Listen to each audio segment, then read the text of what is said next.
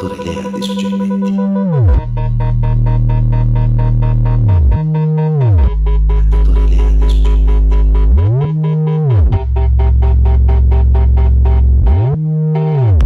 Lei ha vecchiati in casa sua, dottore?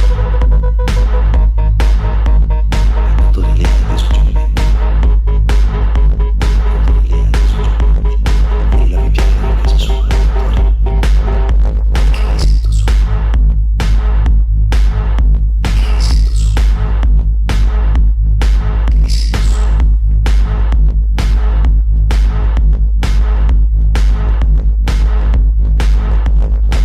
Mi sento solo. Ho fatto un sogno ieri notte. Stavo in campeggio con tanta gente, tutte persone della mia infanzia. Tutti mi conoscevano, mi davano dei compiti, io li svolgevo, costruivo, pulivo, cucinavo, scherzavo. Insomma, facevo parte di una comunità attiva di persone che operano singolarmente per il bene comune. Ciò che rende bello un sogno, dottore, sono due cose. Mi ascolti?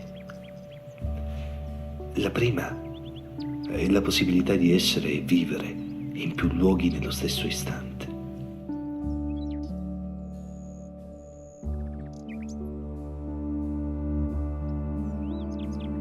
La seconda è un obiettivo da raggiungere, da inseguire. E quando stai per raggiungerlo, ti svegli, incazzato, incredulo, un po' deluso, perché lotti fino alla fine per cercare di arrivare ad una fine che non c'è, che non esiste. Camminavo lungo un paesaggio boschivo. Quei paesaggi che da piccolo ho sempre attraversato. Il cielo era limpido, ma le nuvole veloci. Ecco, dottore, aspetti, inizio a dimenticare alcuni particolari. Mi ricordo che ho pensato di volermi fare un caffè. Ed ecco, dottore, come le dicevo, la seconda fase. Volevo farmi un bagno, era pomeriggio e la spiaggia stava a pochi passi sulla mia destra. Il vento era caldo e c'era una persona che osservavo di spalle. Come tutte le persone dei propri sogni, è una persona che conosci ma che non riesci mai a mettere a fuoco. Aveva osservato la situazione da lontano. Avevo la consapevolezza che mi avesse osservato per tutto il tempo. Io volevo solo un caffè e volevo anche farmi un bagno. Quella figura era più lontana e stava dirigendosi in spiaggia. Non volevo seguirla, no, volevo andare da solo in spiaggia. Ma quel caffè, quel dannato caffè lo volevo a tutti i costi. Quella figura ormai aveva raggiunto la spiaggia. Ed io avevo fretta, dottore, capisce? Avevo fretta. Volevo solo un cazzo di caffè e farmi un bagno dopo.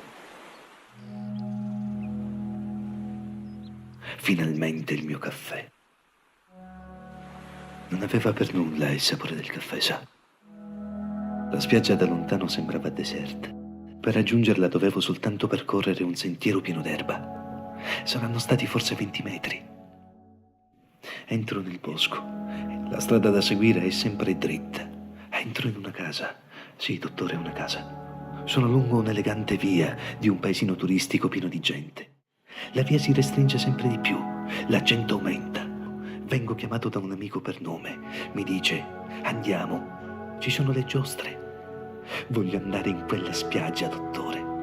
Sono in una piazza, una festa di paese, una giostra piena di luci, musica, dove la gente si aggrappa a quella che sembra una scala orizzontale piena di pioli. Si lascia andare a penzoloni sulle braccia e come i bambini cercano di raggiungere l'altra estremità. Lo faccio pure io. Finisco il mio percorso e sono in spiaggia. E il mare, eccolo lì. Finalmente era quello il mio obiettivo. L'avevo raggiunto. Sì, era quella, cazzo. Dottore, mi sentivo mi sentivo felice. L'aria calda, il rumore delle onde, la sensazione di totale solitudine. L'unica cosa che mi turbava era quella figura di prima. Non riuscivo a trovarla. La cercai per un po'. Volevo solo fare un bagno. Solo un bagno e invece girai in lungo e largo tutta la spiaggia. Avevo una paura matta.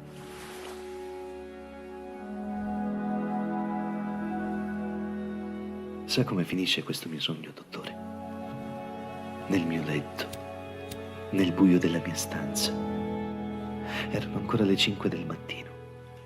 Erano cadute tutte le coperte. Mi faceva male la gola. E nella mia mente sentivo soltanto questa canzone.